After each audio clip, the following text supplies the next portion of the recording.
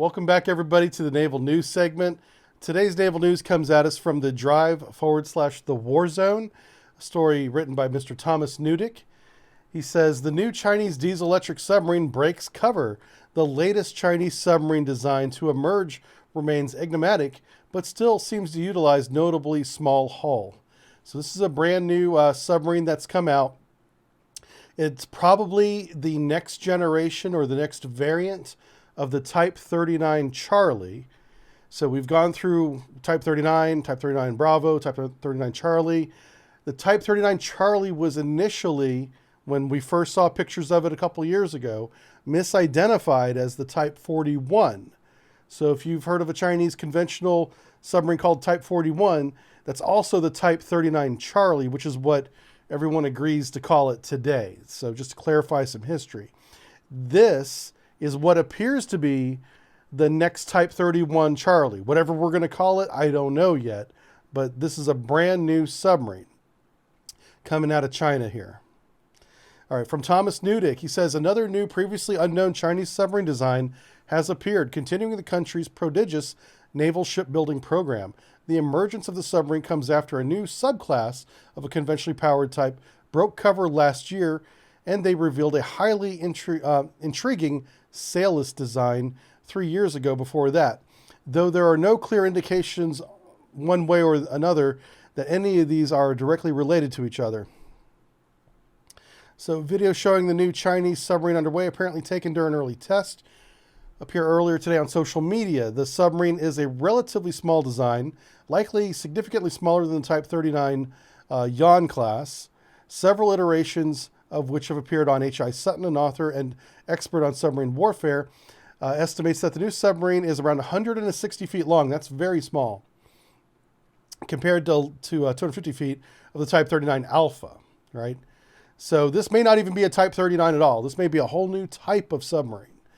All right, let's try these Twitter links and see if this doesn't go wildly awry. Okay, that doesn't do anything. So a little bit better picture, not zoomed in as much, so it may appear clearer to you. Just some stills here. I was hoping there would be some video. I wonder where this is taken from. All right, he doesn't say where he's at. Let's check hisutton.com. So here we go.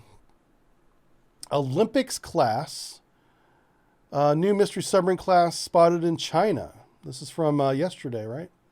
Yeah, this is as of yesterday. hisutton.com. Full credit to Mr. Sutton. He's fantastic. He's a great submarine expert. He writes for multiple publications, and he has his own website here. So let's see what he says. China has done it again. I've said it before, only the Chinese can build a major new submarine type without the defense community knowing about it beforehand. They did it before with the sailless submarine, an earlier midget submarine, and now another new class has been spotted. He brings up a great point that they can keep a secret in China because of the way we work, at least in the United States, where everything has to go before Congress and be approved years in advance, and that's all public, or a lot of that is public hearings. There really are no secrets in what's being developed, what's coming down the line. In China, they can keep a secret. And they do. And so this surprised everybody. So the unofficial name of this class is the Olympics class, because the Olympics are going on right now. That may or may not stick. Who knows? It's coined because the appearance coincides with the Winter Olympics, like I said. Okay. So it does not appear to be a Type 39 A, B, or C. It appears to be a single hull design, not double hull. Now that's a major change. And being so small, that would make sense. Like they're clearly trying to reduce weight and size and drag. And so it has the dive planes mounted on the forward casing. Yeah, look where the dive planes are. They're not up here on the sail. They're on the forward casing. And it broadly appears smaller than a Yuan class.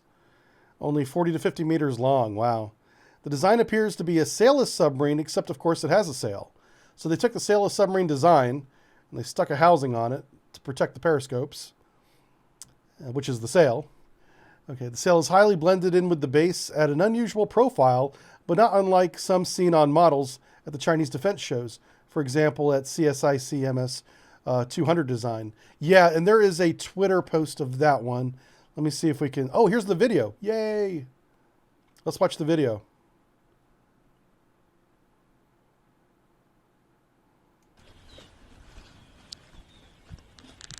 Yeah, this gentleman needs a stabilization tripod or something.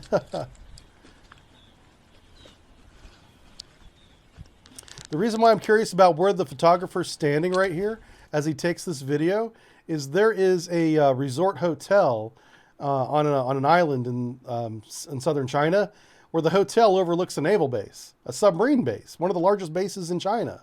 And so it's possible that this could be that resort looking at the naval base, you know.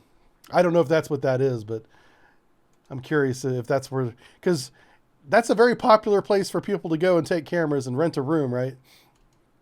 And see what's coming and going from that naval base. Here's H.I. Sutton. It says it's a new class. It's single hull, most like the sailless submarine, but with a sail. Okay. Here we go. Here's a model of the midget submarine. This was at a weapons or defense convention a little while ago. And so this looks a lot like what we're looking at. It's got the Fairwater planes are bow planes now. They're up here on the casing. It does have a sail, obviously. It looks a lot like this midget submarine. So that's what everybody thinks. It's not a midget submarine. It's a smaller than the yawn submarine. I got to be careful with my terminology or else people will pick it apart on YouTube. All right, back to the piece. Another prominent feature of the new design includes dive planes fitted on the forward casing for the last time, as found in the Type 214. That's going back a little ways. 214 is an older design. There are also prominent white markings on the sail, which are a regular feature of Chinese submarines during the testing phase. So it is probably going through testing, especially as how new it is. Overall, very little is known about this new Chinese submarine, but it does yet again reinforce the fact that Beijing is investing heavily in smaller conventional submarines, as well as larger nuclear designs. The latest development follows last year's appearance of a new version of the Yan class, known to the West unofficially as the Yan 39C. Remember, I was saying this was initially called the Yan, or not the Yan, the Type 41, and then it's been reclassified Type 39C. So a little bit of confusion about that. The key feature is this design is revised sail design compared to the other Type 39 boats. Okay. So this sail design looks a lot like the Swedish A26 submarine. I'm not saying they got the idea from that, but that's possible. You know, it's got that bulge. This would be for radar stealth. These angles. Active as well. So active sonar and radar. So here's the older, this is the Yan 39A, and it is much smaller than this one. So the Yan 39 looks in appearance very similar to a Kilo as far as the submarine goes in terms of the housing and everything, but it has the planes up here on the sail, which is very different. And here's the new Japanese one. The Japanese built an incredible submarine in the Soyuz class. If Australia had to do it over again in terms of buying their next generation submarine, they really should have gone with Japan's Soryu class. And they were this close to making that deal happen. This is an outstanding boat. Very, very good. And just missed out. So back to the piece, Thomas writes, clearly China still sees a place for conventional powered submarines, whether for domestic use or for export. In stark contrast to all nuclear U.S., not only are conventionally powered boats significantly cheaper to build, suiting the requirements for the fast-growing PLAN, but they also offer particular advantages for their kinds of warfare that China is likely to find itself in. Littoral waters, shallow waters, great for diesel boats. Potentially quieter than a nuclear submarine, modern conventionally powered boats with air-independent power capabilities are also better suited for shallow waters and littoral environments. Crap.